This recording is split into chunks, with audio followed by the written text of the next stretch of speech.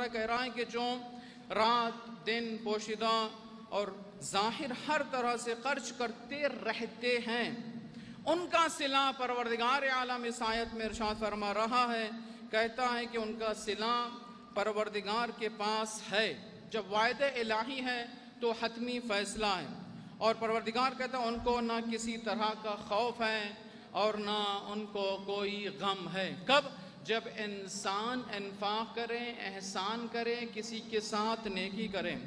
پھر پروردگار سورہ انعام میں 160 نمبر آیت میں پروردگار ارشاد فرماتا ہے کہ جو آیت مشہور ہے، ہمیشہ جب کوئی انفاق احسان کرتے ہیں تو اس آیت کو پڑھا جاتا ہے کہ من جاء بالحسنۃ فلہ عشر امثالها ومن جاء بالسیئۃ فلا یجزی الا مثلها وهم لا یظلمون۔ کیا رحمت پروردگار ہے! انسان اگر واقعاً توجہ کر لیں تو سمجھ میں آئے گا کہ پروردگار کی رحمتیں جو کھلی ہوئی انسان کے لیے، پروردگار انسان کو ایک بہانہ تلاش کر رہا ہے۔ اب پروردگار کہتا ہے کہ جو کوئی نیکی لے کر آئے گا، جب انسان پلٹے گا خدا کے یہاں نیکی لے کر جائے گا، اس کو ویسے ہی 10 نیکیاں پروردگار ادا کرے گا۔ ایک کے بدلے میں کتنا؟ اس آیت میں 10 انسان کو ان ایک نیکی لے کر جائیں، 10 گنا 10 برابر پروردگار عالم اس انسان کو دے گا۔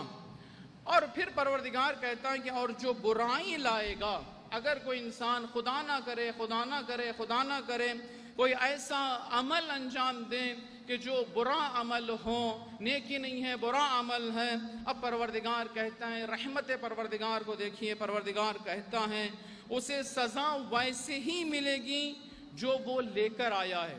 یعنی اگر ایک برائی کی ہے تو ایک ہی سزا اس کو دیا جائے گا، لیکن جب نیکی کے بارے میں ارشاد فرمایا تو پروردگار کہتا ہے کہ ایک نیکی لے کے آؤ گے تو کم از کم 10 برابر انسان کو دیا جائے گا، لیکن جب انسان برائی کرتا ہے تو ایک کے بدلے میں ایک ہی دیا جائے گا۔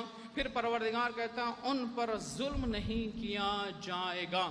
جب پروردگار کہہ رہا ہے کہ ان پر ظلم نہیں کیا جائے گا، یہاں تک کہ روایتوں میں ذکر ہے، ایک روایت میں جہاں تک پہلے پڑھا ابھی یاد نہیں ہے کہ کس امام سے معصوم سے ارشاد ہے، فرماتے ہیں کہتے ہیں کہ اگر انسان برائی ارادہ کرے نیکی کا تو اس انسان کو ثواب لکھ دیا جائے گا، لیکن جہاں برائی کا انسان ارادہ کرے اس کو لکھا نہیں جائے گا۔ یہاں تک کہ روایت میں ہے کہ جب انسان کوئی برائی کر دے، کوئی انسان برائی کر دے تب بھی رحمت پروردگار یہ ہے کہ امام معصوم فرماتے ہیں کہ اس کو برائی اس کی لکھی نہیں جائے گی۔ کیوں؟ انسان کو مہلت دی جاتی ہے، جہاں تک ہمیں یاد ہے 6 گھنٹہ کم از کم اس انسان کو وقت دیا جاتا ہے کہ اس برائی کے بدلے میں انسان توبہ کر لے۔ یہاں تک کہ پروردگار عالم انسان کو چھوٹ دیتا ہے، وقت دیتا ہے کہ اگر 6 گھنٹے میں برائی، انہیں فرشتے کو کہتا ہے کہ 6 گھنٹہ رک جاؤ تاکہ شاید میرا بندہ توبہ کر لے۔ جب انسان اس 6 گھنٹے کے اندر توبہ کر لے گا تو پروردگار عالم اس کی برائی کو خود بخود مٹا دے گا، انہیں لکھا ہی نہیں جائے گا۔